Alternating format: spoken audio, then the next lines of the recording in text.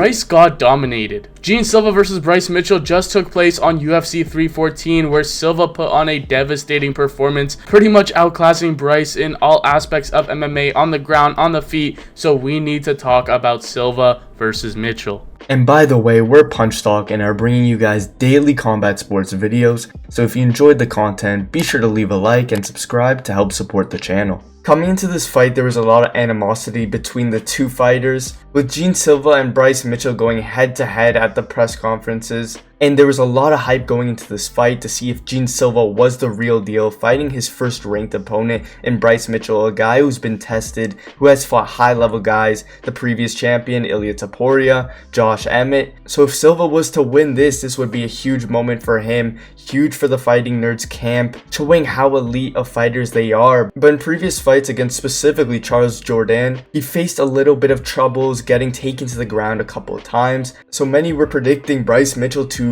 get him to the ground, control him for a lot of the fight, maybe land some ground and pound. Of course, we know how good on the feet Gene Silva is, but his ground game a little untested. But in this fight, we just saw how much above Gene Silva was compared to Bryce Mitchell. He completely outclassed him fully, was being extremely playful on the feet like he usually is. He didn't feel any resistance from Bryce Mitchell on the feet. Bryce was landing a few solid leg kicks and was mixing it up decently with his striking throughout the rounds, but Gene Silva is just on another level there. He's so explosive with his movements, and with his speed it just allows him to get in and out of different spaces while returning with devastating strikes and punches. That's what we saw. He dropped Bryce Mitchell twice in that fight, and it really looked like there was no resistance at all, which was crazy just to see Bryce Mitchell completely out of his depth. There was no point in which it seemed Bryce Mitchell had the edge at all or was even advancing, winning rounds. Gene Silva just did an amazing job, even defending takedowns. Bryce couldn't take him down at all, was staying on the feet, and was just pressuring Mitchell the whole time while making it look easy and having fun like he usually does.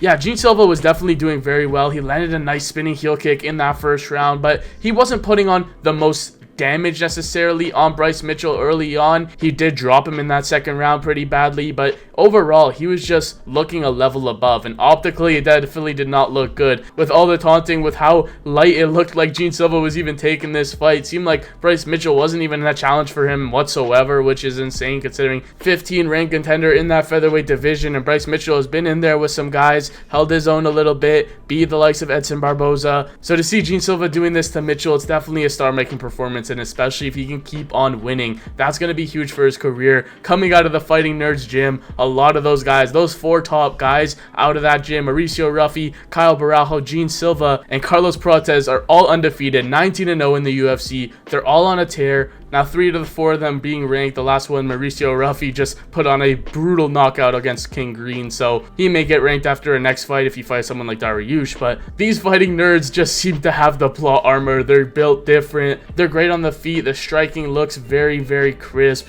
They drop all their opponents, walk off. He dropped Bryce Mitchell and then told him to get up. Pretty much what Carlos Prates does in every fight, just the walk-off KOs. Gene Silva even showed his versatility with the grappling, locking up that ninja choke against Bryce Mitchell after Bryce was shooting for kind of sloppy single leg takedowns, kind of panic shooting, resorting to the grappling because he wasn't having too much success on the feet. And Bryce Mitchell going into this fight was kind of the crowd favorite. Gene Silva was the one getting booed. I guess some people were just rooting for Bryce, but he's definitely also a controversial figure. Gene Silva brought in the Globe in one of their press conferences. It was a big fight. It had a big fight feel. It had a lot of lead up and anticipation, and Gene Silva put on a dominating performance. So this could definitely propel his career in the featherweight division, and it's going to be interesting to see what both guys do next. For Bryce Mitchell to lose on the ground once again, he did get submitted by Ilia Topuria, now getting submitted by Gene Silva, who isn't necessarily known for his submission threat in the UFC quite yet. Now doing this, he may be a little bit more known for that going forward, and if he continues to put on these kind of performances. But Bryce has kind of been on a run where he'll win one fight, then lose one fight, then win one fight, then lose one fight, getting knocked out to Josh Emmett, getting submitted to Ilia Topuria, now Gene Silva. So it's going to be interesting to see what both guys do from here. Yeah, like you said, Bryce Mitchell is now 2-3 in his last 5,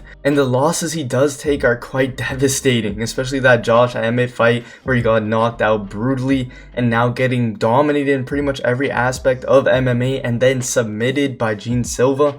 it's just tough to say what he can really do from here. He's relatively young, still 30, and it's not like it's fully over for him. It's just hard to see him beating any of those elite guys, to be honest, because it feels like he's kind of just decent everywhere, but really not too amazing in any department, not enough to get him over the hump and beat some of these top guys, especially at the featherweight division. But maybe he can be a kind of gatekeeper status. I feel like he's kind of been doing that, but it might just have to be his future from now on. But for Gene Silva, it's just so exciting to see what these fighting nerds are doing. Silva is definitely a very crazy personality in MMA. He's barking all over the place, jumping on the cage, a very wild card. It seems like all these fighting nerds are, but there's definitely huge potential there. It's not like he's gonna get a title right away or nothing like that.